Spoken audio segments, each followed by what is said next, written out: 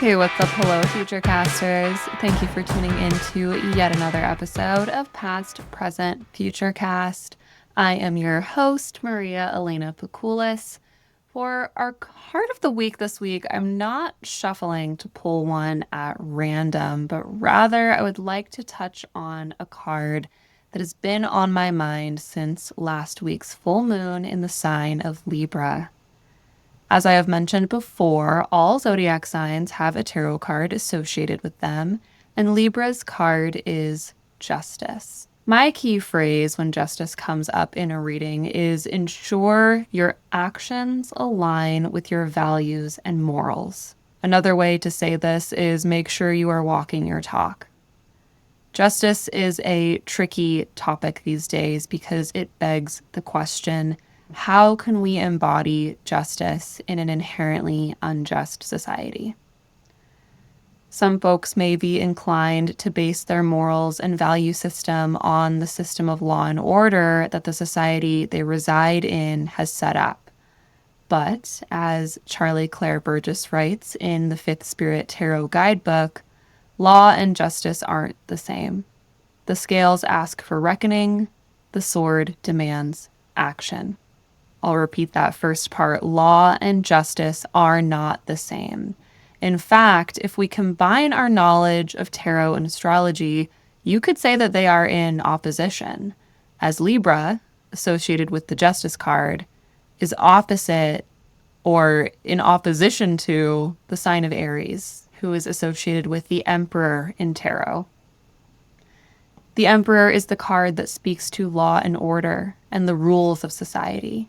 An opposition does not mean that these two concepts are enemies or that the tension between them can never be resolved, but it does mean that there is tension. So while the Emperor can absolutely represent the violence of empire and the ways in which the rule of law is weaponized to control and dominate those with less power than the Emperor, perhaps we can look to the more constructive aspects of this archetype to try and resolve the tension it has with justice. The Emperor's association with the sign of Aries hints at its connection to individuality and leadership.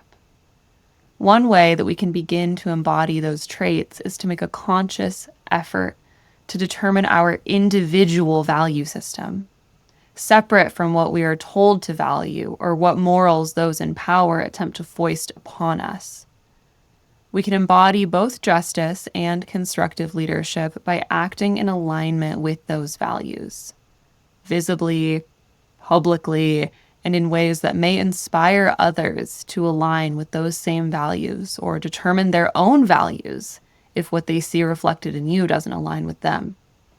All of this is to say that last week, when I felt myself start to spiral over the terrifying reality that the United States is currently sending people by plane without due process to a foreign prison that can accurately be called a concentration camp by definition, I realized it was important for me to get really, really clear on my values, so that no outside force could compel me to act in ways that do not align with what I know to be true, right, just, and moral. So I sat down in my garden, because nature will always be at the top of my list of values, and I wrote down the following. I value the earth. I value mutability and the right to change. I value nourishment. I value family, and I value wisdom. From there, I elaborated on each value and how my personal beliefs are rooted in those values. This week, I encourage you to try this activity for yourself. The powers that be are trying their damnedest to get us to act in alignment with their values rather than our own. So getting really clear on what it is that you value and what it is that you believe can only help as we are faced with difficult choices in the coming months and years. I'm not going to elaborate on all of my values today, but I do want to touch briefly on one: family. My spiritual practice, which is really rooted in tarot, has led me to the belief that every single human being is connected. I believe that we are all individual aspects of a universal spirit and that we truly are all one and therefore all family. Of course, there are more specific bonds that are born of blood or choice, and of course, we don't have to love or even like all of our family, but I do consider every being on this planet to be family. You listening to this are family to me. My neighbor that I don't particularly like but still invite over for dinner when we have gatherings is family. The men, women, and children of Gaza are family. Kilmar Abrego Garcia is family. Actually, my mother's maiden name is Garcia, and while that name is exceedingly common, especially in my part of the world, and most Garcias are surely not related by blood, I have been thinking about this connection and the circumstances that lead to one family of Garcias being natural-born citizens of the U.S., with all of the rights and privileges that affords, even if those are rapidly being stripped away, and yet another Garcia struggling to migrate to another country in search of safety only to be violently separated from his own family and shipped off to a concentration camp, all in the name of law and order. That's just some of what I'm thinking about this week. Okay, that's the tarot message. I promise the upcoming interview is more lighthearted, but first, a bit of housekeeping. This show is going bi-weekly. I am truly shocked and amazed that I have managed to keep up with weekly episodes for this long.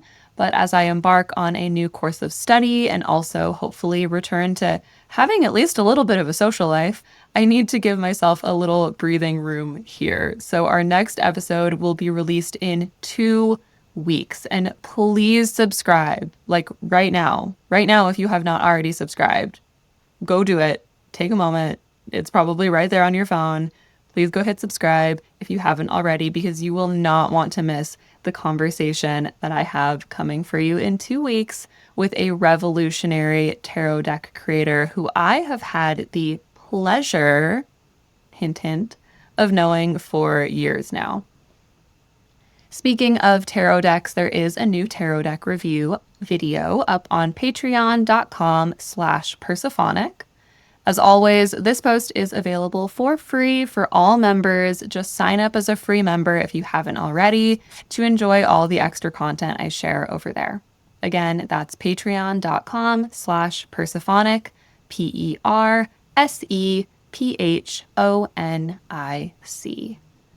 And as I'm spelling that, I guess I never really encourage you guys to follow me on Instagram, but you're welcome to. We have a page for this show. It's just at Past, Present, Futurecast. And then my personal page is Persophonic777. So join me over there. I am chronically online, so I'm always posting stuff. And that's all I want to share this week. If you are enjoying the show, please rate and review on your particular listening platform. Again, please subscribe so you can catch every episode I post, and consider sharing with a friend if you think that they would enjoy what we share here. Now, without further ado, please enjoy this week's interview with numerologist Jasmine Wolfe. All right. Hello. I am here today with Jasmine Wolfe. Jasmine is a numerologist, a tarot reader, an astrologer, a fitness professor, and Buddhist philosopher. Jasmine, thank you so much for joining me. Thank you so much for having me. This is fun. We've known each other for a long time, but like our face-to-face time hasn't been very much at all. It's been next to none, Yeah. but we have been mutuals on Instagram since at least 2019. Yeah, I At mean, least then. I started doing the tarot, numerology, astrology stuff in 2018. So, yeah, I was like, it's either been 6 or 7 years because that's how long I've really been in this sphere. Yeah, I think we're on the exact same timeline. It was also 2018 that I started, and then did a big push in 2020, and it's been going since then. Time just keeps coming along. it as Smash Mouth says, the years keep coming and they don't stop coming. Exactly. And you know that quite well, being someone who strongly identifies with Saturn, the planet who rules over and is strongly associated with time in and of itself. Yeah, yeah.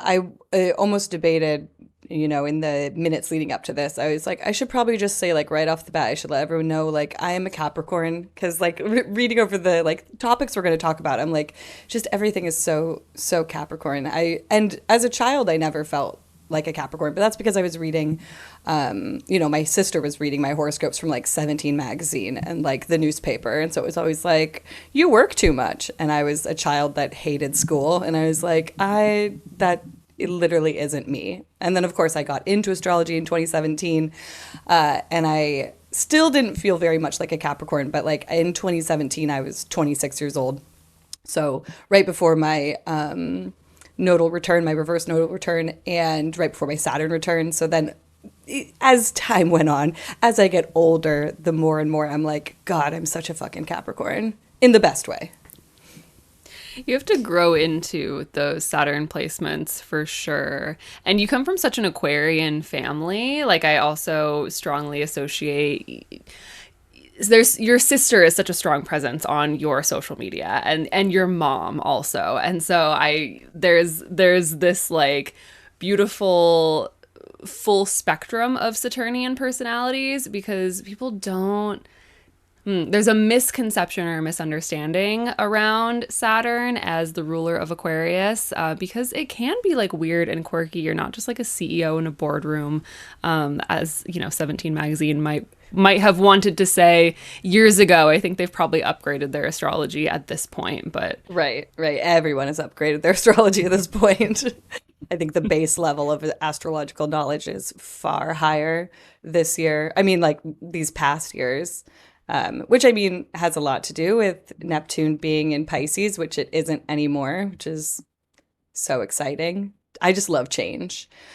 Which you think you would. I wouldn't, because I'm a Capricorn, but Capricorns are cardinal signs. I love the beginning and the ending of something. I love that interim period where you don't really know what's coming next, which I think is a very Saturn thing. And it's also because Saturn is always thinking about the future. So it's like, on the one hand, that can make us very paranoid about the future, but on the other hand, it can also make you like really be at peace with the mystery of what's coming next, because you're like, all right, well, I've got a plan A and a B and a C, and there's also like kind of like a plan JKLMNOP in there if this or this happens. Like, I'm ready for anything, but at the same time not ready for anything at all, because how can you be?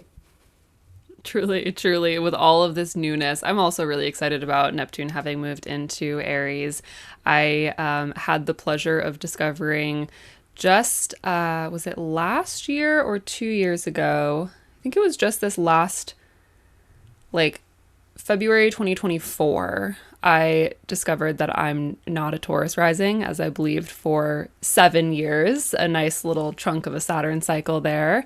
I'm actually an Aries rising, so all of this Aries energy has been really fun to play with.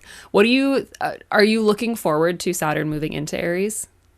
I haven't thought nearly as much about Saturn moving into Aries, but I do enjoy that Saturn and Neptune will be in Aries together. I mean, they were just in Pisces together. I know that, but when Saturn and Neptune get together, the more positive side of it is the ability to make your dreams manifest. It's to bring things to fruition, because Saturn gives the container that can actually hold the Neptunian energy. And so when they're in the very first sign of the zodiac, passionate, noble at its best, Aries, then I think what I'm hoping to see is like the rise of the underdog. I'm hoping to see leaders. We need like actual leaders for, the 99%. We need people who are going to actually lead us. And so I'm hoping that there's going to be some leaders popping up. But of course, there's also going to be, charismatic grifters, because there literally always is. They're everywhere all the time. Yeah, I listened to the 9 hour long episode that Chris Brennan, and I think Nick Dagan Best put out of looking at Saturn Neptune conjunctions throughout history. And that definitely was a bit of a downer. It was a bit of a Saturnian exploration into things that suck in global history. But I do absolutely, there was positives in that as well. And I so hear what you're saying about new leaders coming forward, like new thought leaders especially. And I've been thinking a lot about the spiritual warrior with Neptune coming into the sign of the warrior, Aries being so much associated with like fighting for your beliefs and your right to exist. So I've been thinking a lot about hoping to see the folks who have really jumped on the spirituality bandwagon, the astrology bandwagon, the tarot bandwagon, the witchcraft bandwagon, seeing the people who have, quote unquote, awakened in the last half a decade or so, and hoping that they're going to continue that awakening. That feels like a dangerous word to use, but continue that, and using that understanding of the universe and using that understanding of energy and spirituality for fighting for what is right, and for like fighting for our right to exist as like Neptunian, all is one love vibes. You know what I mean? I certainly do know what you mean. Yeah, I mean, I've been reflecting upon it because why would I not be? We live in the US, you and I, of course, we're thinking about it, what's going on in our country all the time. Because how can you not? There's an Audre Lorde quote that I'll probably like slightly misquote, but here's my paraphrase, which is that you can't use the master's tools to destroy the master's house, right? And so I don't call myself a socialist or a communist or anyist because I don't think, because I don't even think at maybe not the end of the day, I don't think at the beginning of the day, capitalism is actually bad. I think the problem is humans still have not figured their shit out, right? Because capitalism is just feudalism, and feudalism was just oligarchy, right? Like we just keep repackaging it because the problem is power. The problem is how we strive for it and what we do to other people and lack of empathy. And it's varied, and there's many different spokes to the wheel of suffering here. But there's something so much deeper that needs to be attended to. And so many people we'll throw up the air quotes again, quote unquote, started to wake up to some of these more spiritual tools, and spiritual tools that is the end goal, or at least one of the goals, one of the paths is to recognize a shared collectiveness. And so, on my socials, I don't talk super duper often on my socials, especially not how much I used to. But I think people who follow me know that I'm always pushing for community. In fact, I work with kids. I'm going to take this moment now to say that I'm not a fitness professor. I'm a fitness professional. I just want everyone to know that I am not. Did I say professor? I definitely meant to say professional. Okay, I was reading it and I read the wrong word. Because I was like, did I write the wrong thing? Because you know me in typos. Okay, I'm a youth dance and gymnastics instructor. I'm also training to be a personal trainer and a sports nutrition coach, and I'm also going to get all sorts of other certifications. I love the body and fitness and physical health. I think it's that polarity between the 6th house and the 12th house, which I have a lot of in my chart. The body and the soul, they're connected. And I don't remember where I was going with this. Do you remember? No, but I like where we landed. At the end of the day, I like where we ended up. I like where we ended at the end. I do remember it came back to me, which is that I say it so often at work that I get the kids to like repeat it back to me. I say, dream work makes the, and they all yell, teamwork. Like we do games where we have to like work together, and I'm like, there's only one rule. You're not allowed to say the word no, because no is not a teamwork word here, So I practice what I preach, and I try to teach it to the youth, they're the future. I like that phrase for Neptune in Aries, also thinking about the Aries Libra polarity, thinking about that's big on my mind as we have, as of our recording today on April 9th, we're leading up to an Aries full moon. So, or Libra full moon, moon in Libra, sun in Aries. So dream work, Neptune stuff, dream work, making the teamwork, you know, Aries needing to be the individual, but having to figure out how to learn how to be in a team, said as the Aries Libra North Node South Node axis that I've got going on. Wow. Well, I'm so excited to talk about your work. Let's pull some cards. The last few times I've recorded, I forgot to actually pull the cards before starting the recording. That's how I formatted it in the beginning. But as I've said before, the format of this show is going to continue to change. So we'll give listeners a little insight into what I do when I am going to pull some cards, which is, first of all, I have us take a few deep breaths to ground into the space. And then, Jasmine, we're going to be taking a look at your past, present, and future. As we do this, I'd like to invite in your divine spirit guides and well ancestors, and I ask that the information that's presented is only that which is most beneficial, relevant, and useful to you at this time. Does that sound good? That sounds amazing. All right, there's the consent. We get the consent, and now I'm going to mute my camera to shuffle because we don't need to do any impromptu tarot ASMR here. But I will ask you to give me a number between 3 and 13. 9. 9. Okay, I'm going to shuffle 9 times. That's easy for me. 9 is my favorite number. We haven't even gotten into numerology yet, but 9 is a very important number. I even have it tattooed on my body. It's right between my boobs, so I'm touching it right now. I also wore for you. I'm taking the dead air. I'm going to take it all up. I'm verbose. I'm loquacious. It's easy for me.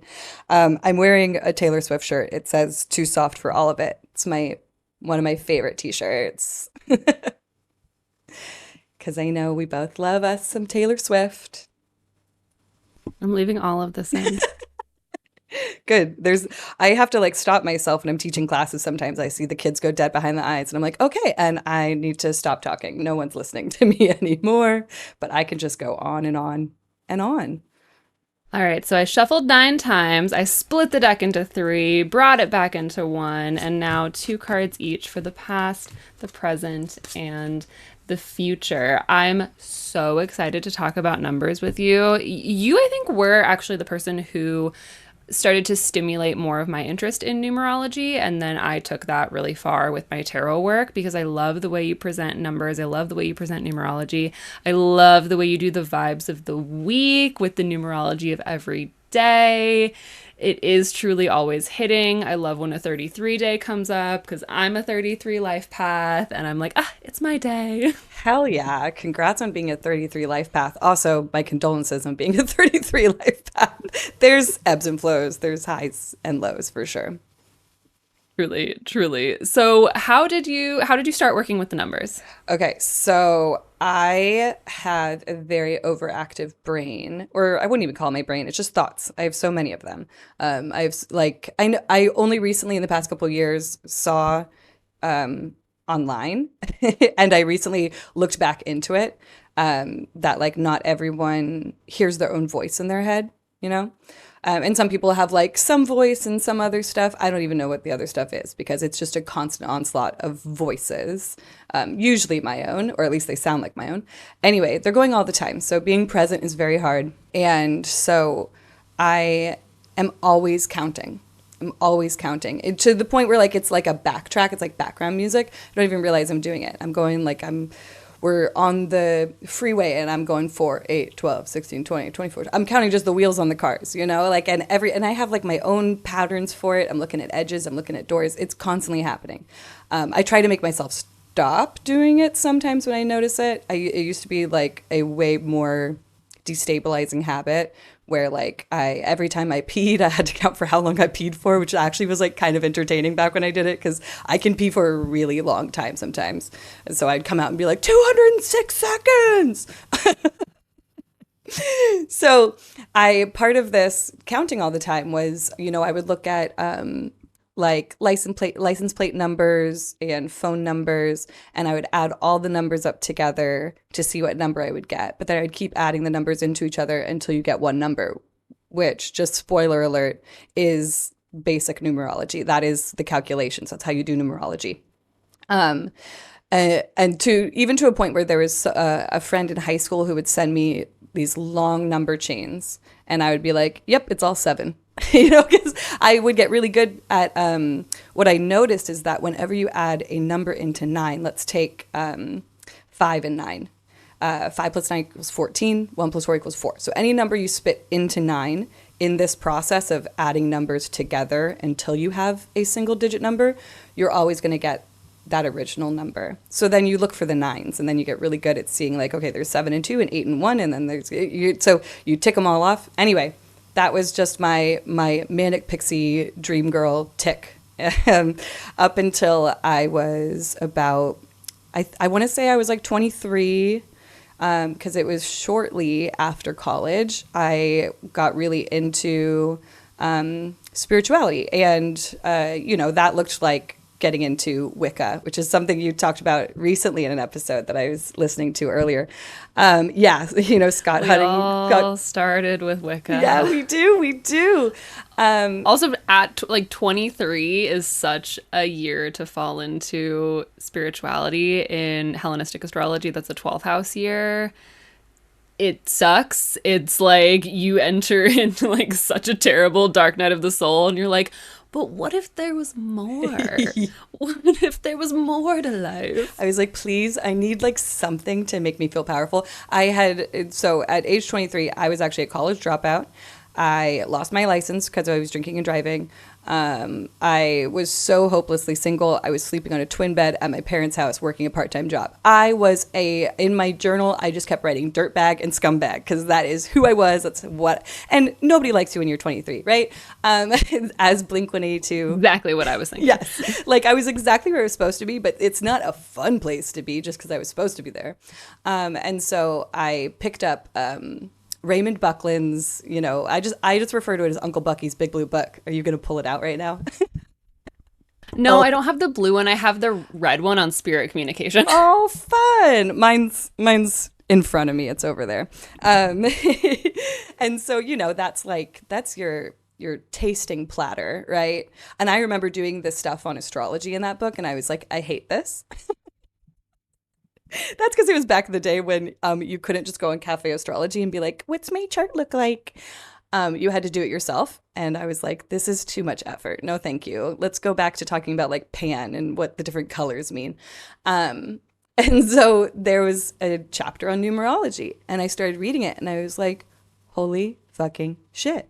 I have been doing this my entire life. I was obsessed with it. So I went to Barnes & Noble, and I went to the metaphysical section, and I went to see if there's any books on numerology, and I picked up this one that was called Numerology and the Divine Triangle by Dusty Bunker and Faith Javanay, and that became my holy Bible. And I mean, the rest is history. I mean, there's a lot more to go, but that's a good stopping point if we need a stopping point. I very heavily have utilized their work, but I have, honestly, the numerology, I keep a lot of what I do kind of secret because I have created my own system based off of their system. I'm kind of like that meme from It's Always Sunny with a spiderweb map. Like when I start talking about it, that is me. I'm like an insane scientist. I'm like, so this and the parallels are that, and then it goes around like that. But it's fine. I've been writing a book for like so long. It'll come out eventually. I'm so excited for when it does.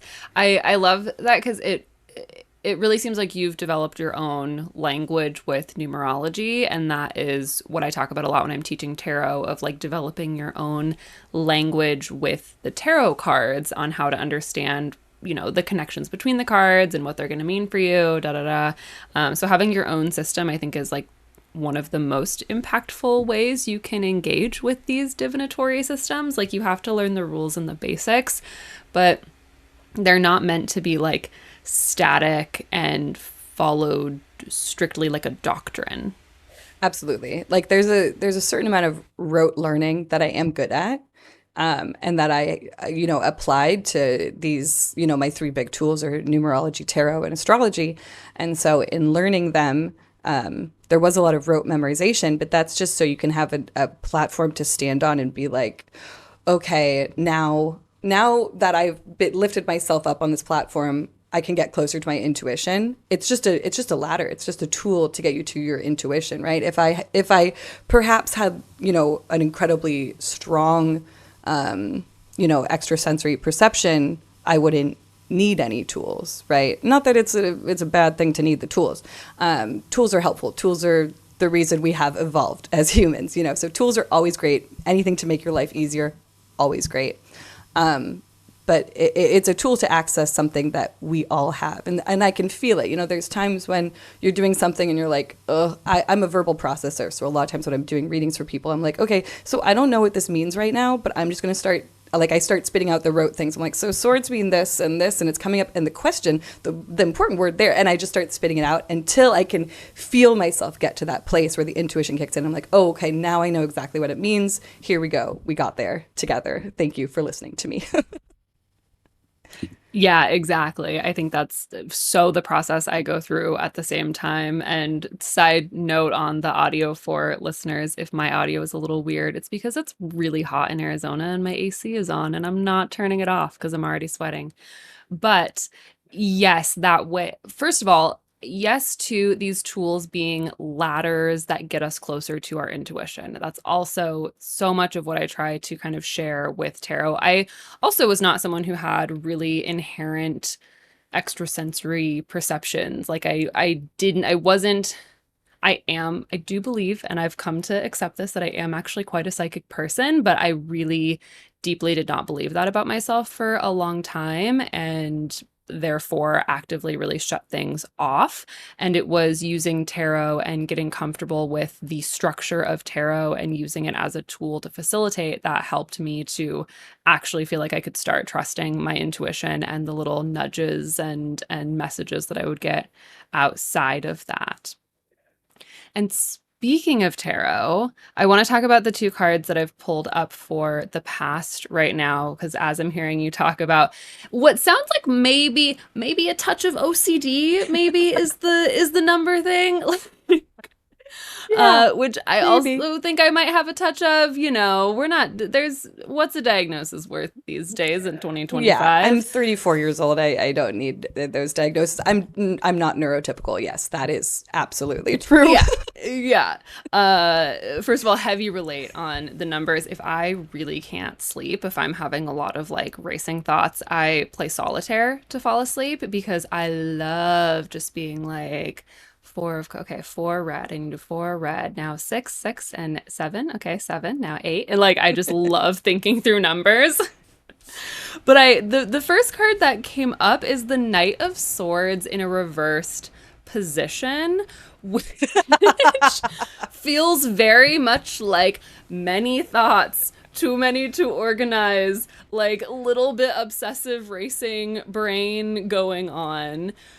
But also paired with, well, first of all, I what do you have to say I about the have Knight of to. Swords? So I listen. One of my favorite podcasts is called the Secular Buddhism Podcast, hosted by No Rasheta, and he recently had an episode or a focus in one of the episodes I was listening to recently was about. I'm not going to remember the exact words, but it was like I often have a dangerous amount of knowledge. That is me to a fucking T. I have a dangerous amount of knowledge in that I have enough knowledge to make you think I'm smart, but I do not I have enough to actually be a professor.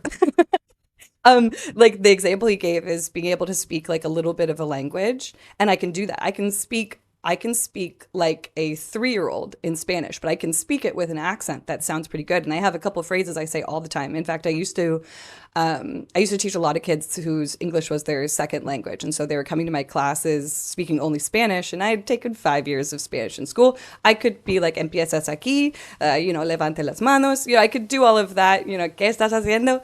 And I can speak it fairly well. So then people older people, grown-ups, adults will hear it and be like, oh, and start speaking to me in Spanish. And it's like, I cannot do that. Más despacio, por favor. Yo no hablo bien. And so, yes, the Knight of Swords reversed is so me, younger versions of me, because I also, to me, and my working with tarot and numerology are intrinsically linked. There is not one without the other. And so there's a number associated with the Knight of Swords, and it's 52/7. And so 7 is a number of knowledge. 52/7 is about like false confidence. It's about like kind of putting on an air that you know more than you do, right? It's very much that dangerous amount of knowledge. And that is definitely the younger version of me. A little pretentious, but ultimately a dirtbag, a scumbag, and a little dumb. Just diving headfirst into like so much of the unknown. Like, I don't know, but I'll probably figure it out along the way. I'll talk my way through it. But it's paired with another card that is giving hints at the fact that this is clearly part of your life path, clearly part of your work in the world, because it's paired with someone who is also wielding a sword, but in a much more aligned way of Justice. Okay. And so Justice, I typically associate Justice with 11 because I use the Smith Rider-Waite number system. This deck, just a little fun fact, this being the hoi polloi deck, for some reason uses like the older numbering system, which is associated like the Thoth Tarot uses this numbering system of numbering Justice as 8, so switching Justice and Strength.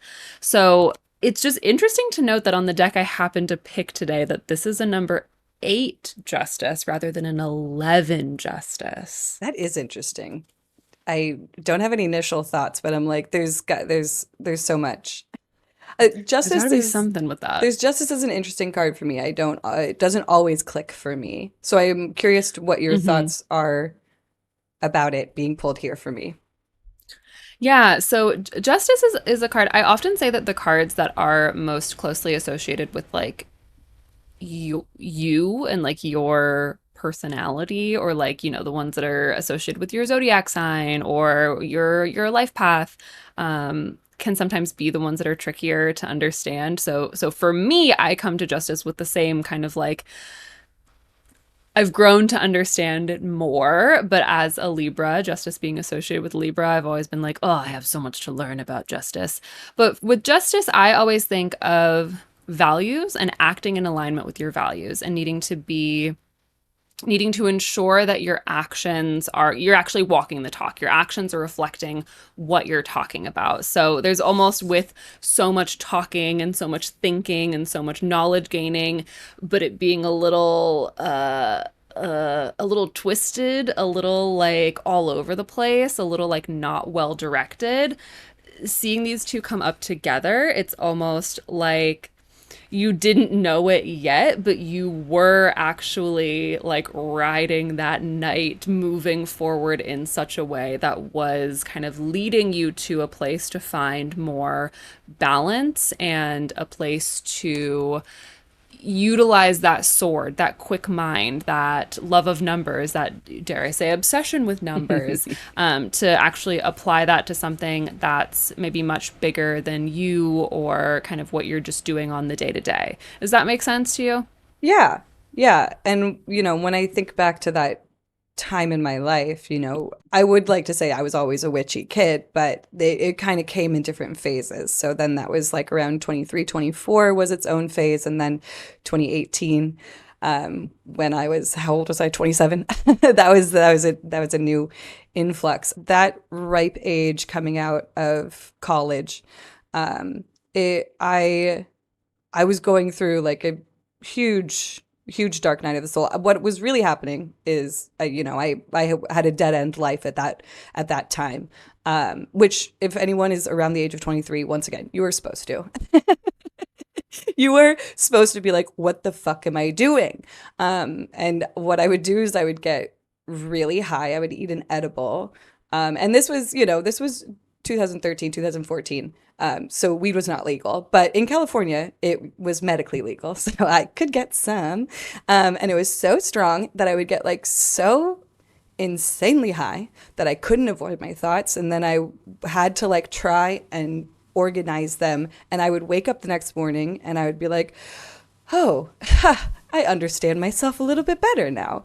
There was still so much more to go, but I kind of see that in the Justice card where there was this really kind of like noble quest I was going on. When I didn't have anything else going on in my life, I would just be sitting in my desk in my parents' house, like taking notes on the tarot and then getting high and being like, who am I?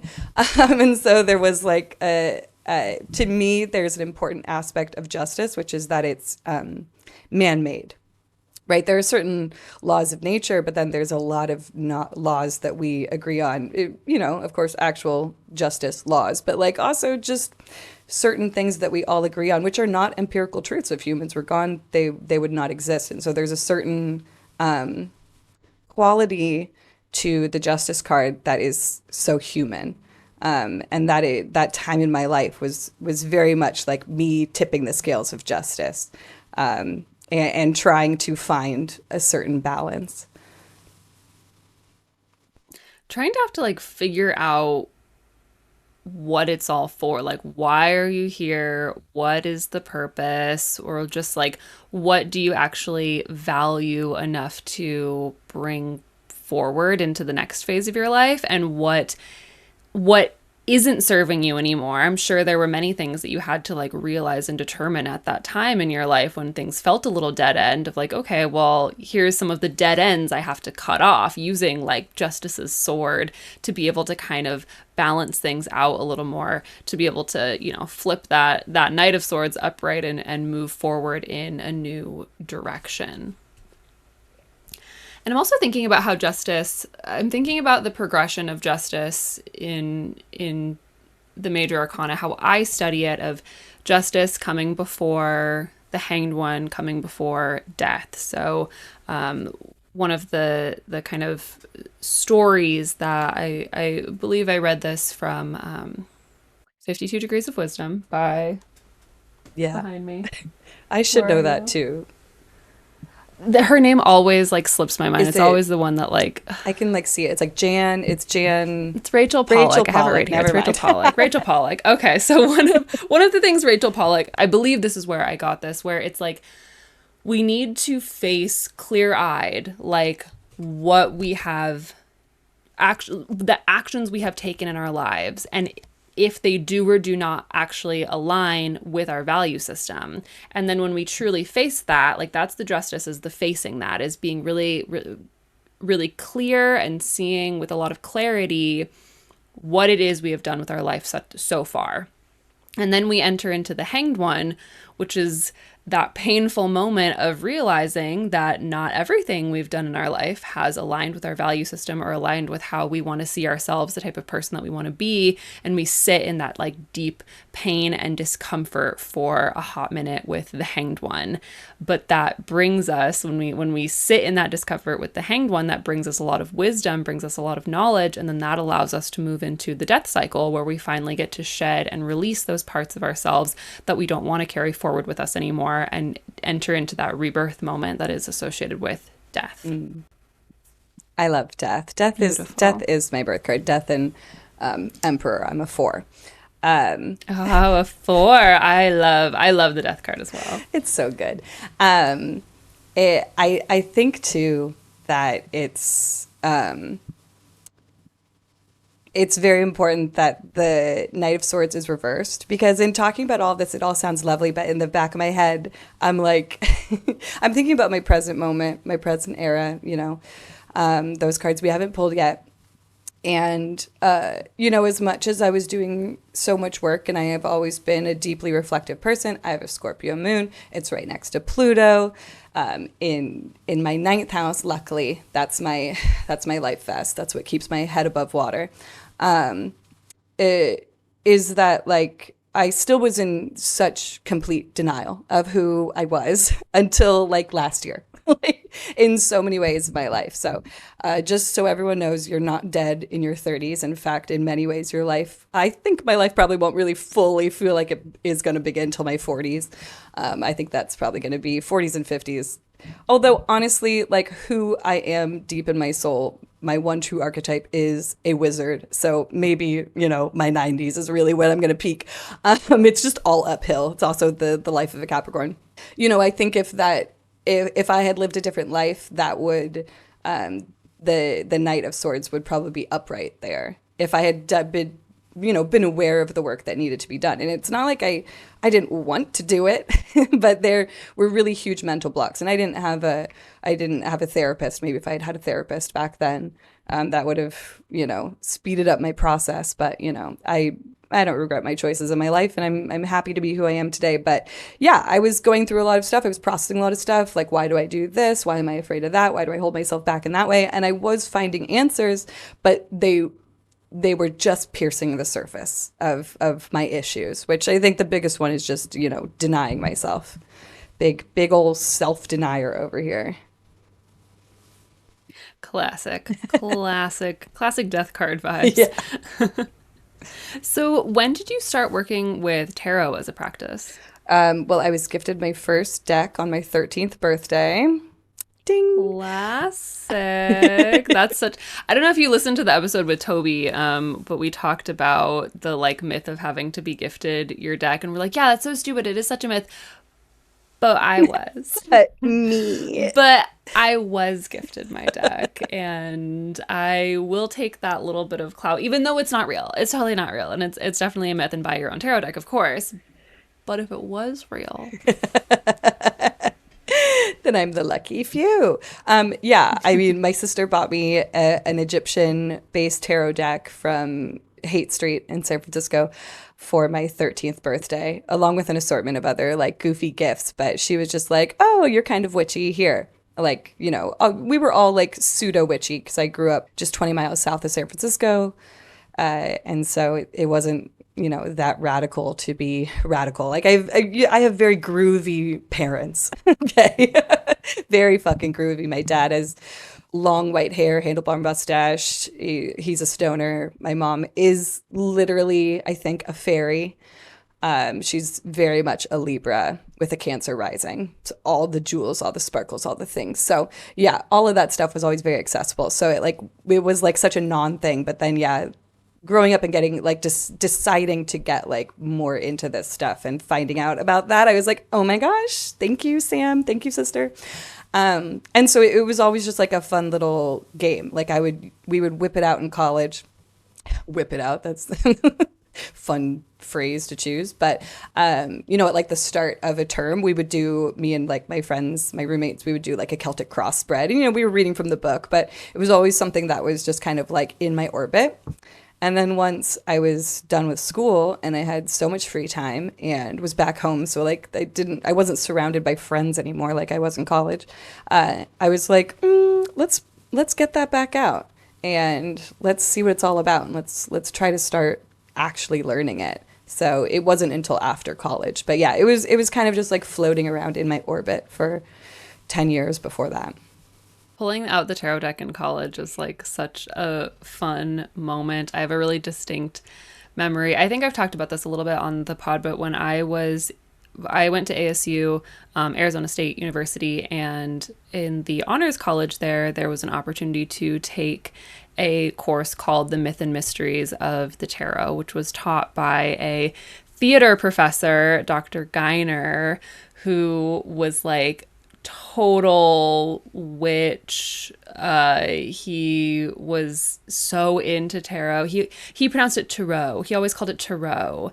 And we did this class. The syllabus outlines, to get the class approved, it was like, we're going to be looking at archetypes and like studying their connections to Shakespeare and doing all of this very like academic work. And then you get in the class and he's like, this is how you cleanse your deck. This is how you pull a spread. This is what all the major arcana cards mean. Your homework assignment this week is to make a spell using the tarot cards. And it was like Oh, my little witchy heart. My little witchy heart. So while I was taking that class, I was living with some wonderful roommates who were very supportive of my witchy endeavors.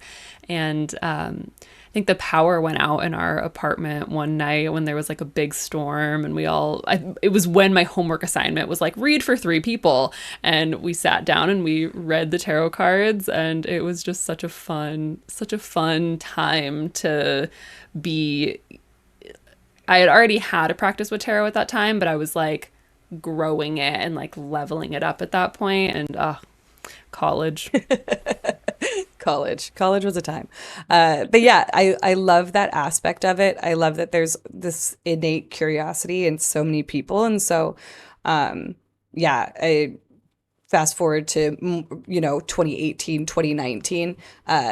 I used to have my friends come over on new and full moons, and I would I would give us all a question to journal about, and then we could choose whether we wanted to read the whatever we wrote, or if we wanted to like cherry pick, and then we would do like tarot readings. We would use the pendulum. We would maybe do a spell. Like, it was a thing we kept going for really just like 2 years, because then 2020 hit, and so we stopped doing it as much, of course. But every now and then I'll get a text from that group and just be like, they'll be like, I miss when we used to do witchy shit together. And I was like, me too. Me too. I love that aspect of it. I love just lighting candles, getting the girlies together, sitting around a table and being like, let's talk about our inner child. Let's talk about the moon. We love her. So, what does most of your practice look like today? Are you still doing some client work? Is this mostly personal focused? Where does the fitness work come in? What's going on these days for Jasmine, aka Saturn? I am a workaholic. I have 3 jobs. Just get right off the Capricorn. back. Capricorn. Yeah. Capricorn. I can't beat the allegations.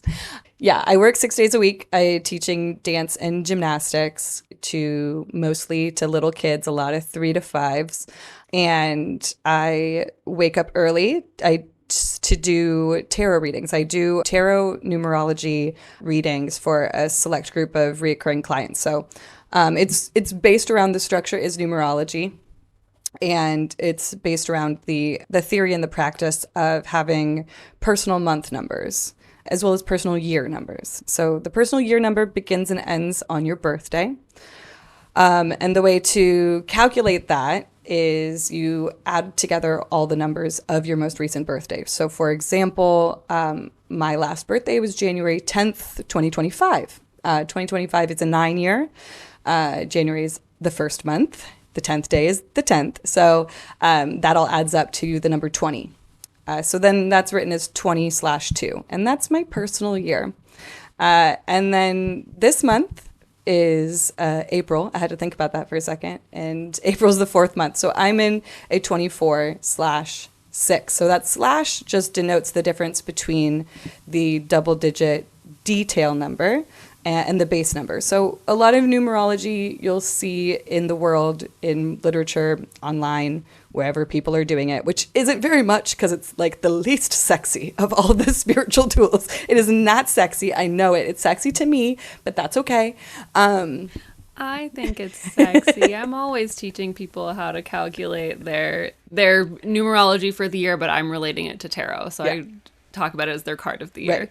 Right, because it's the same practice, same tools. There's different. Same thing. There's a couple different ways to do the calculations, which really will only affect the detail number, which most people don't use. The detail number is something that I named. I named it myself. That's the most important part, though. And I got it from the book, Numerology and the Divine Triangle. They use double-digit numbers because they use a system that incorporates tarot. But once again, mine is a little bit different. But those are my grandma and grandpa, or my mom and dad of numerology. And so, for instance, my 24/6, that's because 2 + 4 = 6. So that's the base number. I'm in a 6-month in a 2-year. Okay. And so I have this Grandmaster Google Doc that I've been cultivating and working with for 7 years, maybe a little bit less, maybe more like 6, 5, something like that. And it has an action. So for 24/6 month, the action is to take yourself out on a date.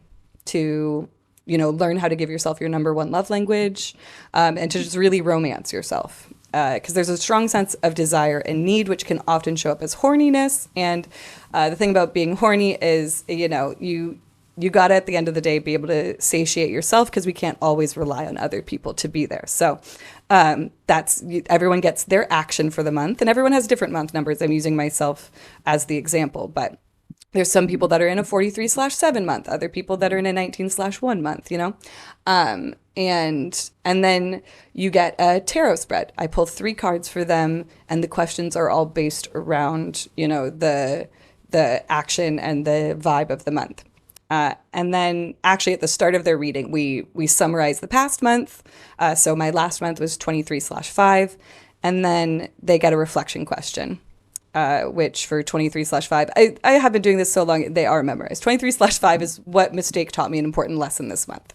So then I always tell them, it's not homework. Your only job is to keep writing until you either feel satisfied or like you've learned something new about yourself. And then I go, okay, pause now and do that. And then I go, okay, so April is, I've been doing it a long time. And a lot of the people that I read for, I have been reading for them for years. There's only one person who's in their first year of getting readings from me. A lot of people have been doing it for a long time. So it's not something I publicize a lot, because I don't really often need new clients, or I'm looking for new clients. Although if you are listening to this and it's tickling something inside of you, like, please feel free to reach out. I do have space for like 2 more people if anyone wants to. But I also love not working hard. So not having those 2 people is no sweat off my back. I work enough. I'm good. I also... I was going to say, love not working hard, has 3 jobs, works 6 days a week. That's one of my bits. I mean, it's the neurodivergence. I have so many scripts. Actually, just like really lazy. I have so many scripts, so many bits, that whenever like a kid wants to do something, like they want to do a handstand forward roll, and they say like, okay, but can I do it without you spotting me? Can I do it by myself? And I always go, yeah, I love not working. Thank you. So I love a bit. Oh, working with kids is the best. I have so many bits, and I use them so much that one of my coworkers was like, what does it feel like molding the, comedy style of a generation? And I was like, first off, whoa, thank you. Also, it feels great. I write mainly astrology, but sometimes numerology. Actually, yeah, definitely numerology. Pretty much, I write articles for the website askastrology.com, and there's very few rules. I basically, at the start of the month, say, hey, I want to write these 3 articles. I give them the name and a synopsis, and most of the times, Justine, who handles me, says, yep, those are all approved. Good. Go to town. Or she says, yeah, maybe not that one, and then gives me some suggestions. Anyways, so I write those articles every month, and that's like the main, and every week I post the vibes of the week. So let's talk about that, because one of my favorite like things, little check-ins on the internet, I try to steer pretty well clear of like TikTok tarot readers and different ways of like that people put out messages online. I sometimes do it because it seems like people like it, but I don't read them, so I don't really do them. I read the vibes of the week every single week, and I often share them because I'm like, yep, I'm scheduled to do this thing on Saturday, and the vibe is perfect for it. yeah, the vibes of the week are very much akin to knowing your astrology transits. And I'm going to borrow a metaphor from the astrologer Jessica Lanyadoo that got stuck in my tongue for a second. We love Jessica Lanyadoo, who says astrology is weather. And now I'm also going to borrow a phrase from New Zealanders that I learned when I lived there, lore drop, that plan B is just plan A with a rain jacket on. So knowing what the weather is going to be can sometimes affect your plans. If you have a picnic and you look, I live in Portland, so like you look and you're like, oh, never mind, it's actually going to rain today. So then you make the decision, okay, we're not going to do the picnic. Or maybe we go to the park with the gazebo, or let's do this at our friend's house, right? And that's all transits are. You can also be like, you know what? Fuck it, we're gonna have the picnic anyway. Maybe it's just a drizzle. I don't know. That sounds like a horrible idea, but I also obsessively. But then you know what to bring with you. Like then you have an idea of, okay, well, I'm going to bring some extra gear. I'm going to maybe like dress a little warmer because the weather is not ideal for a picnic. Right. So it's like, You can still do the picnic anyway. right, you have free will. You get to do these things, right? So astrology and the vibes of the week should never dictate fully what you do. It's just like the knowledge of like, oh, okay.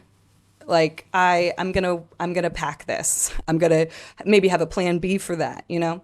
Unless it's a 36/9 day, then I think you really should take my advice every time.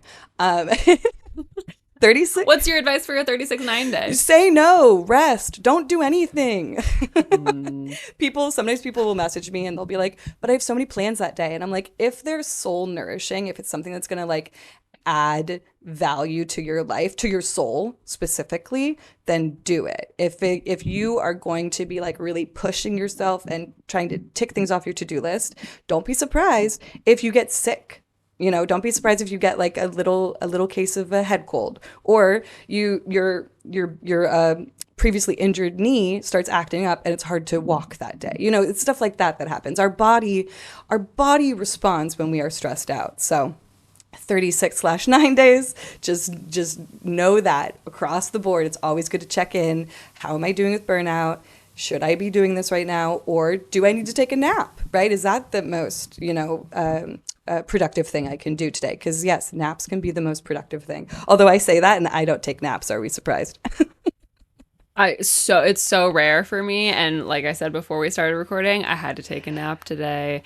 I could very well be in a personal 36/9 day right now because I had a long to-do list and I had to lay down and sleep. But that's the beauty. I mean, and that's a beautiful way to fight. There's no shame in that game. No, it's a beautiful way to fight capitalism in your day-to-day life. Taking charge of your body and your rest is revolutionary. It's rebellious. So kudos to you. That was so punk rock of you to take a nap.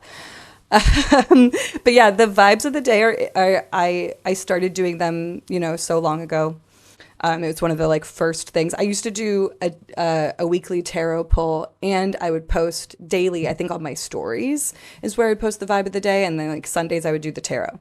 And then eventually I was like, everyone's doing tarot. I love numerology. Numerology is my number one. That's my baby. It's my ride or die. It's my number one. And so I'm gonna keep doing those, whether people are into it or not. But people continued to show interest, and so even though I've completely scaled down my online presence to being incredibly minimal, I like that I have this anchor where Monday comes around and I'm like, gotta post the vibes. And so they're global day numbers. So there's global day numbers. There's global month numbers, which I also now, share information on that. And I do it in the style of what I just previously described. I give an overview of what that month would look like. And then I give an action for the month. And then I give, a reflection question. I give you the tarot spread that I would use for that month as well. So I give everyone the tools. I've been a little bit more giving of my information as of late. But yeah, so I mean, looking at 2025, it's a global 9 year because we add 2 plus 0 plus 2 plus 5, and that equals 9. And so this is a 9 year that we're all in. So there's a larger, yeah, it is. just like Neptune moves into Aries, and that's like something that affects us as a collective, as a group, as a world of people.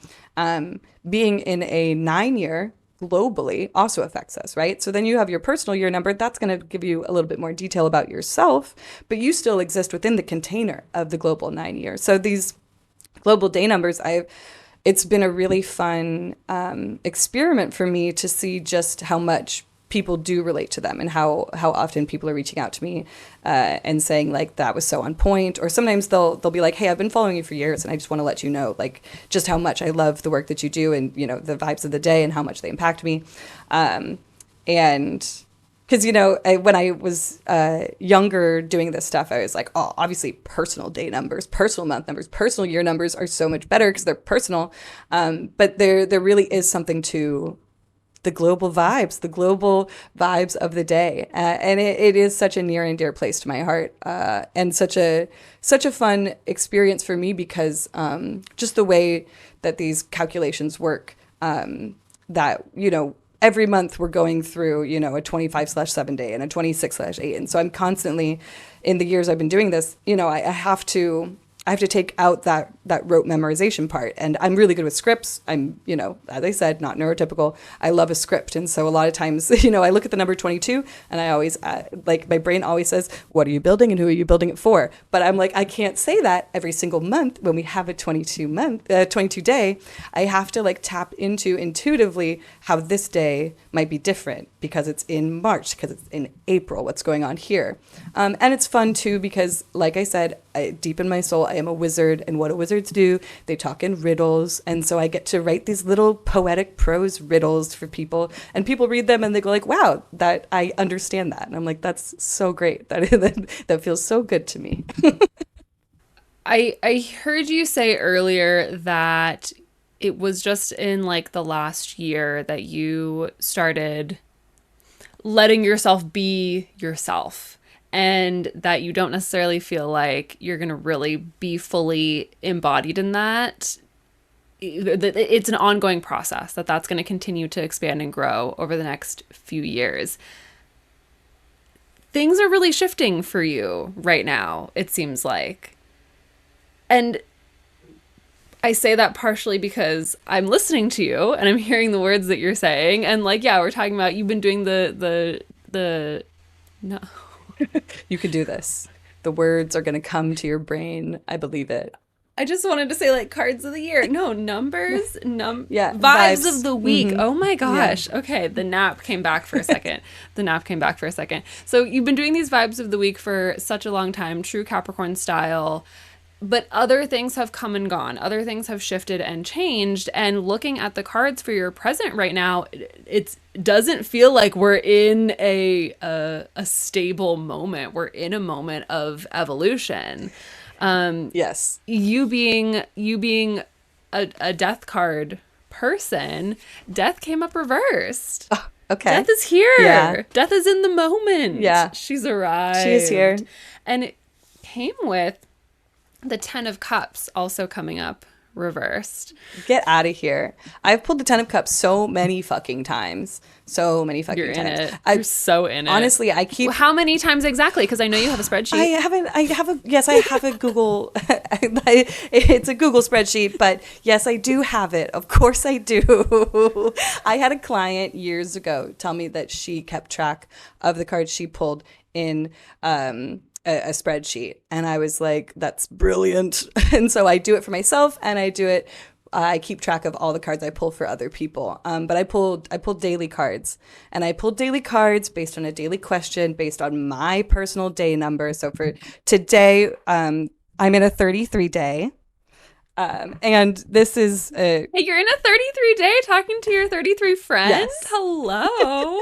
And so the question for a Wow. 33 day is what wants to be healed. And I pulled the Page of Cups reversed. But I also look at the bottom card, and that's really where the 10 of Cups has been coming. So I pulled it, I didn't pull it. I flipped the deck over and saw that the bottom card was the 10 of Cups again.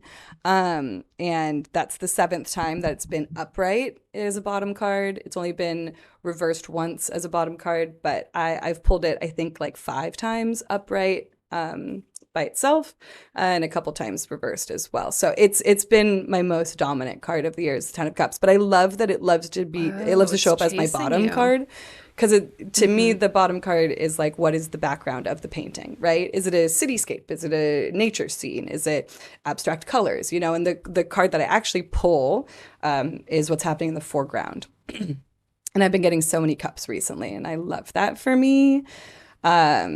Especially the 10 of Cups. So as a background card for me, it's this gentle reminder that everything is good. Actually everything's a lot better than your mind likes to think it is. And so yes, this is a huge, huge period of transformation. It's been going on ever since my breakup with my ex-boyfriend in 2022.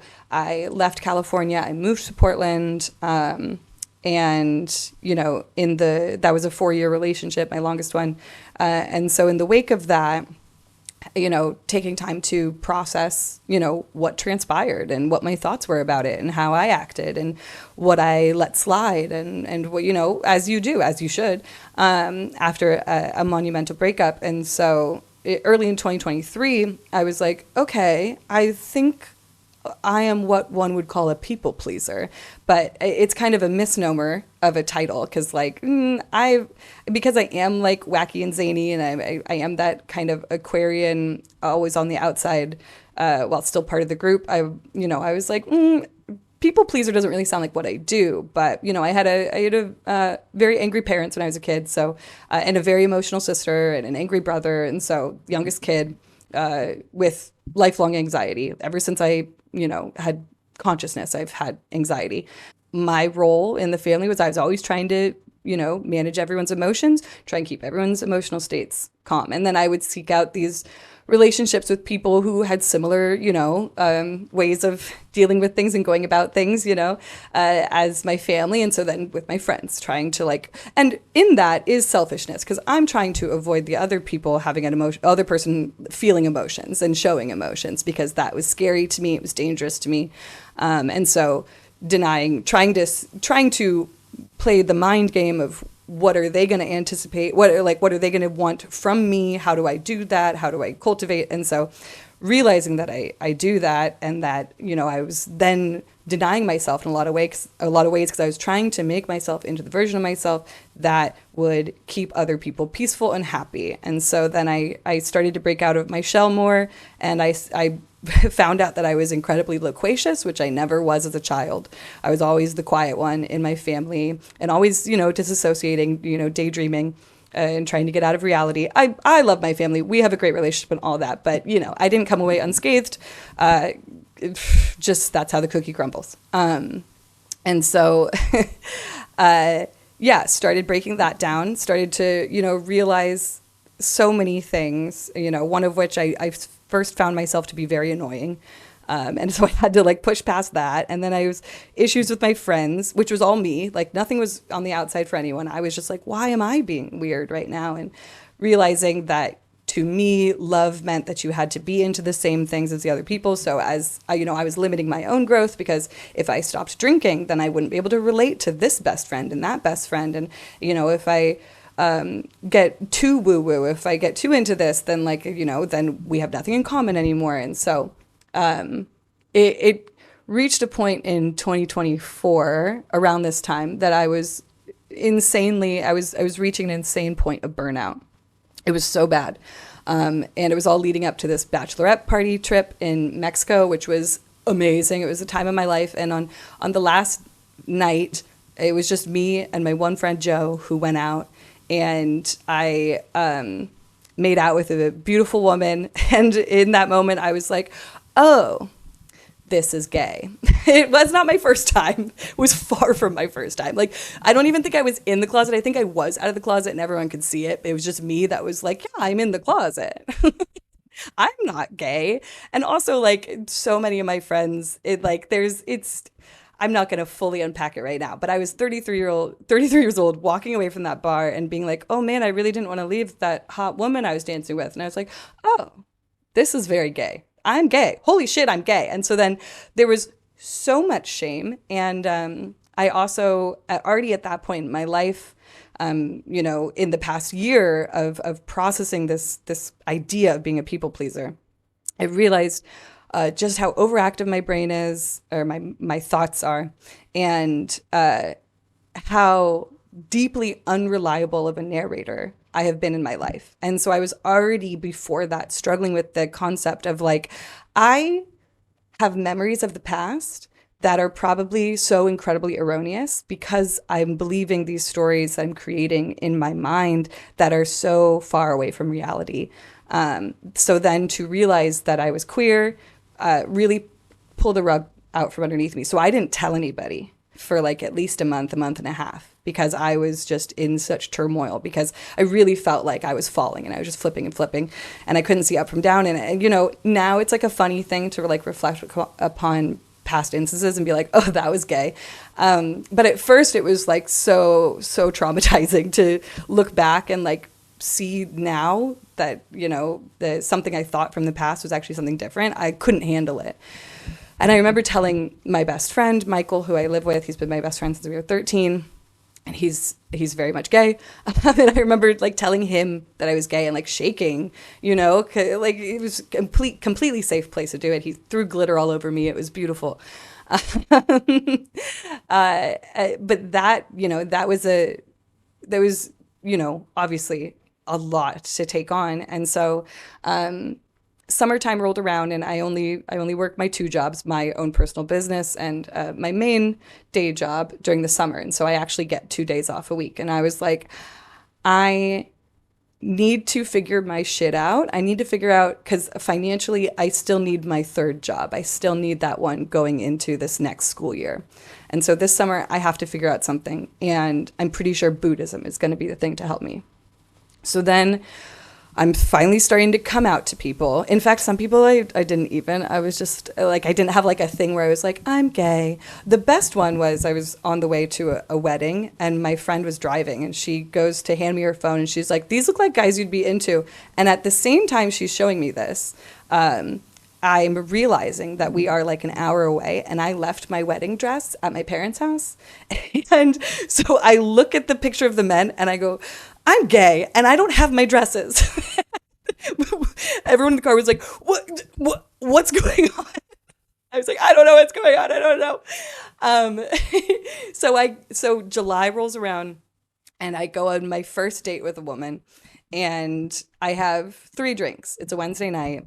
I wake up at like 5 a.m. the next morning, and I'm puking, and I'm just like so deeply poisoned by this. I struggle deeply and intensely with migraines.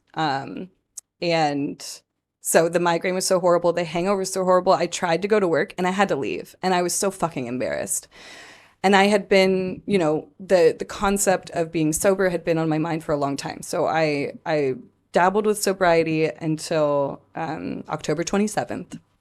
That's when I woke up hungover. I'd already been going to AA. I went shortly after that. And I went to AA that morning, and I was like, look, guys, I'm hungover. I'm sorry. But like, I really do need this now. I know more than ever that this is what I want. So in the span of like a couple months time, I came out as gay. I started like studying Buddhism, and I got sober. It's been a crazy fucking journey. Yeah, it's been a crazy time, but it's really exciting too, because I finally feel like I am a far more reliable narrator now, and I'm way more happy with myself and at peace with myself. I'm really learning to notice the ways in which I deny myself, and so allowing myself to be me more. And like I said, I've been pulling the 10 of Cups so much, and so there really is so much beauty and joy around me that I'm just, yeah, it's the first year where I feel like I've finally popped my head up out of the dirt. And I'm so overwhelmed with joy to see, what continues unfolding. That's incredible. What a journey you have been on. And they say that 33 is a pretty big age. Some folks refer to it as the Christ year, when we start to, or when we finally finish integrating the Saturn return that we experienced years before. What sign is your Saturn in, by the way? Capricorn. Ouch. In my 12th house, yeah. That my exact Saturn return was in January of 2021. 12th house Saturn return. We're gonna have to chat, because this podcast is my Saturn return project, also in the 12th house, but in Pisces. So it's been happening right now. My final conjunction happened like right after I released the podcast. But anyway, incredible story, and I can't think of like a better cards to encapsulate that story than like death and the 10 of Cups, because there's so much there about discovering true aspects of yourself. There's so much there about being reborn. There's so much there about really like releasing and shedding old habits. There's so much there about sobriety. With the cups in particular, I think the 9s and the 10s, I feel like those can talk a lot, and the 7 of Cups too, can talk a lot about that need to release some of those habits of disassociating and the substances that we can use to do that. And I feel like them coming up reversed is symbolic of the fact that you're so still in the middle of this journey. It's still active, it's still happening. You're still having to actively embody the change and the shift and the adjustment.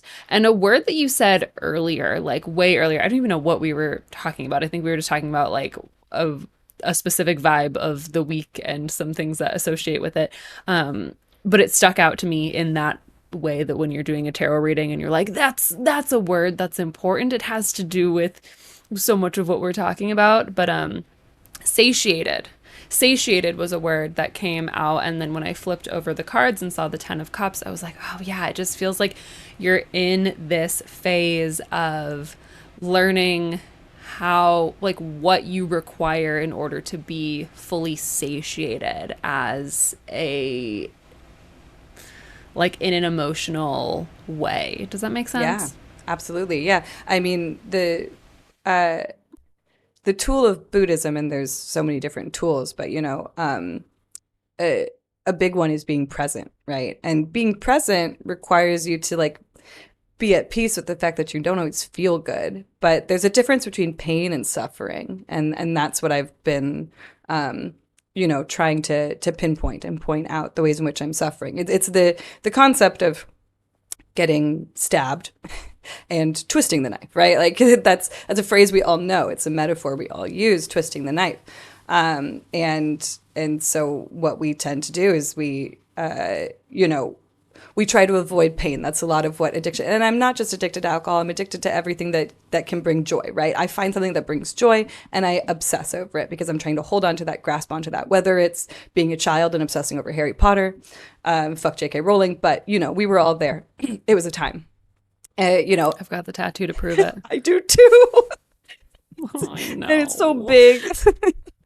It's so big. I want it covered so bad. I have a big lightning bolt on my back, but honestly, it also looks kind of badass, and I do get compliments on it, and it's on my back. A lightning bolt is cool. I have the Deathly Hallows sign on my back.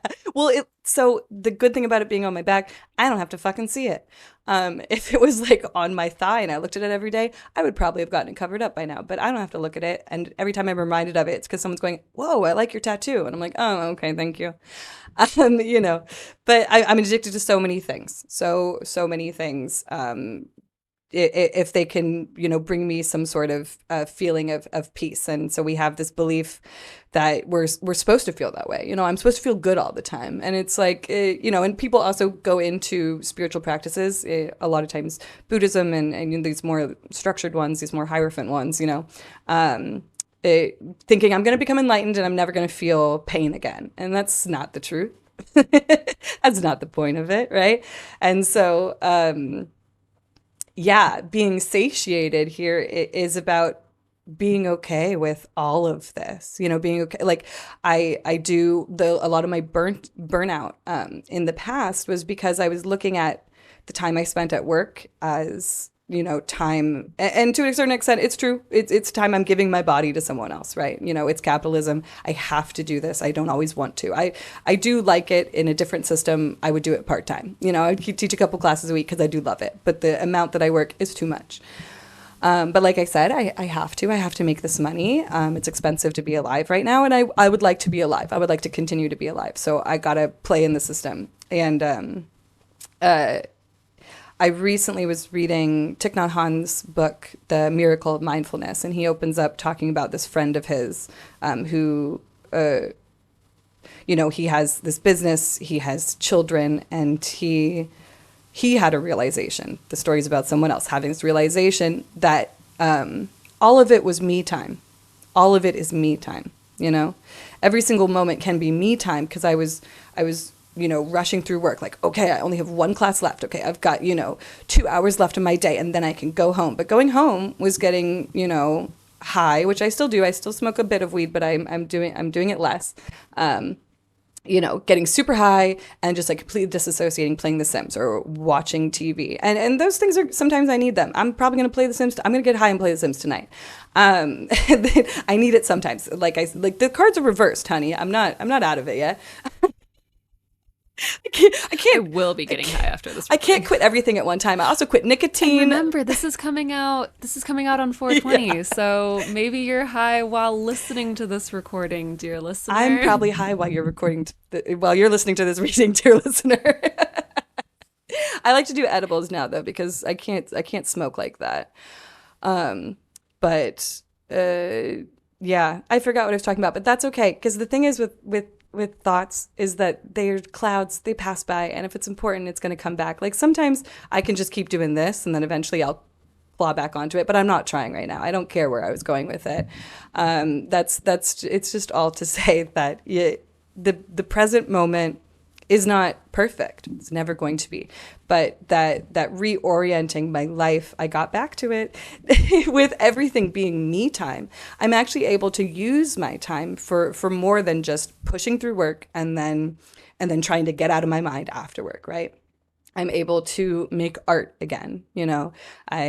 I do like to read, and that is getting out of your mind. But I also I like to read books on Buddhism. I like to read books on I'm recently picking up a book on financial literacy and one about embodied activism. So that's a part of the process too. Is that I'm getting back to things that are nourishing for me. And yes, I think the fact that these cards are reversed is fucking perfect because even though so much has been going on, so much has been happening in my life, it's all internal. And that's part of why this is so exciting is because I can't imagine, but I can begin to dream about when this becomes external because it's as above, so below. It's the planets affecting us as above, so below. It's our own biology as above, so below. It's turtles all the way down. It's turtles all the way up.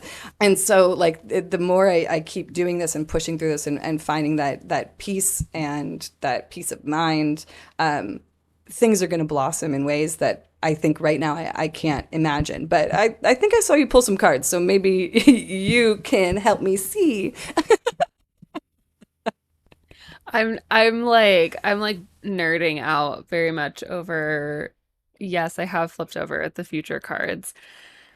What are the three major arcana cards that I mentioned when we pulled the first set of cards? We pulled Justice, and I talked about Justice.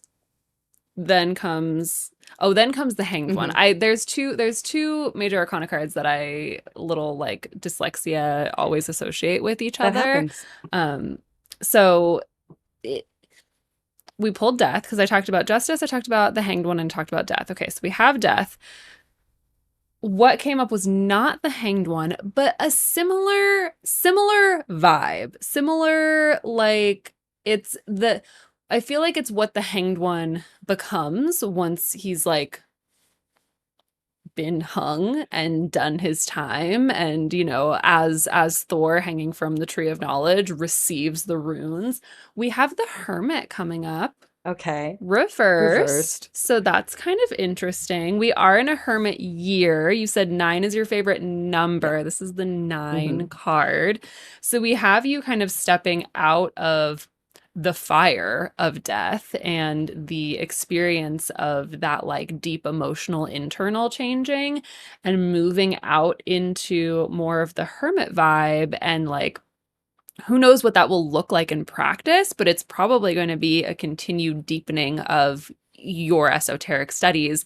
Buddhism lines up really well with the Hermit card and that practice of mindfulness and that practice of like being present in every moment and just like doing the next best thing, following that star in front of you, just doing the next best thing. I will plug my Patreon that there's a guided meditation to meet your inner hermit on there if you're interested, folks. But you also said you have no idea, you don't know how this is going to express externally next. We don't know how this is, what is that going to look like? And it's still so in process for you. We have another major arcana Hell card yeah. that came up that says we don't know what's going to happen next. It's simply the Wheel of Fortune. It's the Wheel of Fortune coming up upright, which we love to see. But the Wheel of Fortune, I feel like regardless of how that comes up, it could be, left, right, center. It's simply change. It's just that things are going to change.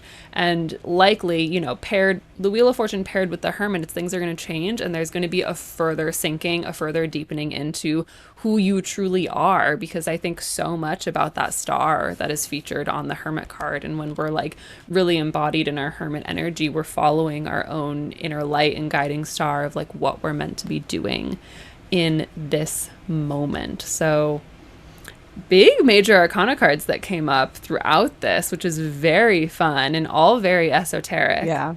I love that for me. Like you said, I've got a plan A through Z for the future. I'm getting far more comfortable with the unknown than I ever have been before. I've always played around with it. It's sexy. I like the unknown. I like concepts of the future. I like the idea that there is a future. Have I spent too much time thinking about the future? Too much time thinking about the past? Yes, of course. My South Node is in Cancer. my South Node and my Chiron are in Cancer in the 6th house. I think about the past. But yeah, like I have. And so North Node in Capricorn then, yeah? North Node in Capricorn in the 12th house. So you're just climbing up that hill, running up that hill. Constantly. More like a hamster wheel a lot of the times. But yeah, I mean, there's part of me that's like, once you're done studying to be a personal trainer and sports nutrition coach, maybe you should become a death doula. And, I've had spiritual workers before tell me that I have death magic and mediumship abilities. But that's something I did play around with for a while with my friend Tiffany, who's a very gifted medium and psychic. And I was able to like communicate and like witness spirits, and I hated it. I was so scared. I woke up like one night and there were just shadow people surrounding my bed. And I was like, this sucks. And I didn't know how to turn off the light. I didn't know how to utilize it at all. So I am afraid and a little excited that if I get more into death work, that's one pathway it can go, that perhaps, mediumship and there's something there, and then I'm very interested in being more in a Sangha. So that's in a community of people who are practicing Buddhism. That's something I'm really looking for now as I'm going into my, 2nd year of practicing. I'm looking for a Sangha in person, preferably. So there's a couple temples around here. So maybe something happens there. I also, now that Neptune has moved into Aries, that means it's in my 3rd house. And so I'm like, well, it's finally time to talk to some publishers and get a book out there, because I've been working on my numerology book for a long time. So long. So long. In so many different ways. I want your numerology book. It is desired and it is wanted because I want to know more about your system. Yeah. I want to know about how you use the double digits. I feel comfortable up to 22, and then I'm like, where do we go from there? I try to learn from your vibes of the week. I'm always trying to steal your proprietary secrets for my own use because I think they're really cool and useful. So valid. And I've started the book so many times that eventually I like took all the different versions and I like compiled them together and kind of like edited them. And there was a period of time, a couple months where I was like working on it a little bit more diligently, to the point where it's like that version says numerology book and then in all caps, this copy. And I would like a tarot final draft. I want to have a tarot deck with it because, 23, that's the page of wands, so I want to be able to have those different numbers on there and have a deck that encapsulates the way I work with both of them intrinsically, interconnectedly. Interconnectedly, I think I made up a word that sounded redundant, but whatever, just roll with it. People usually let me I say so many words and I'm enough of an oddball that I can get away with so much shit. I can say so much shit. And people are just like, okay. Every now and then someone is like, I think we need to fact check you on that. And I'm like, yes, you do, because I am gullible and I have a Sagittarius Mercury, so I'm not doing my own research.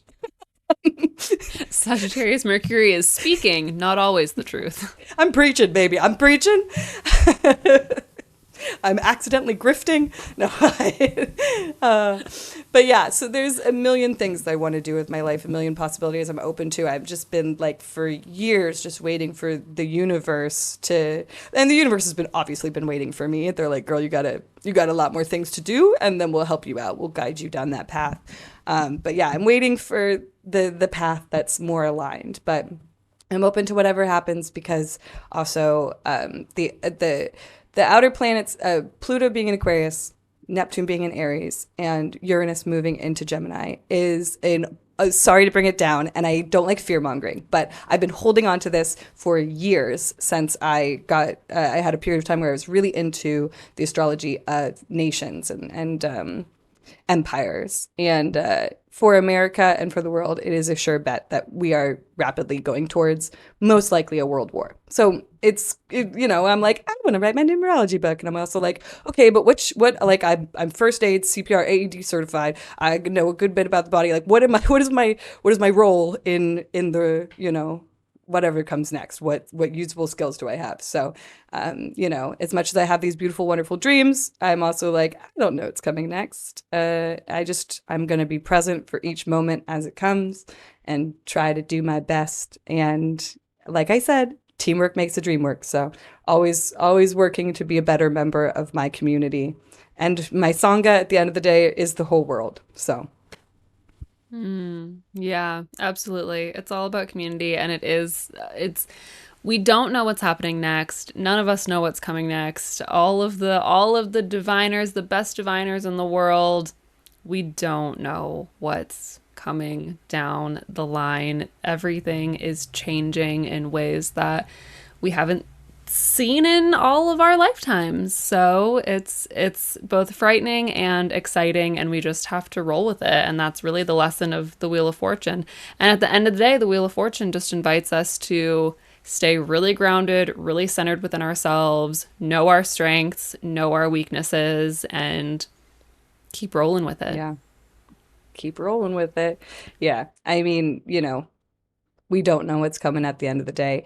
I do believe in my heart of hearts that though on individual levels, certain things that are coming are individually and for members of our communities, it's on a personal level, bad stuff. I know that. But this is not me trying to good vibes, over all of this. But I think ultimately as a collective, whatever is coming next is going to be an ultimate good, right? Because there's a lot of bad stuff going on in America and it needs to get out, like a cat fucking up its hairball. It's got to get out. And I think we're in the gagging portion of the cat hacking up the hairball. Yeah, we're in the esophagus right now trying to get out. And so, yeah, once again, when looking at it at a personal level, bad shit. And I don't want any bad shit to happen to any of you guys, to anyone. I'm not about that. But looking at it in a larger global lens, I know that things will ultimately be good. And whether I'm there for it, sorry, getting macabre, but that's me. Whether I'm there for it, whether my loved ones are there for it, we'll see. Time goes on. Sorry, right. I don't want to feel bad. Saturn, death card. Scorpio moon, I have to do it. Scorpio moon, it can only end on that note. Yeah. It can only end on that note. As we all struggle our way up that hill. I just really have, if I only could, make a deal with God. Yeah, it's really it's your fully playing.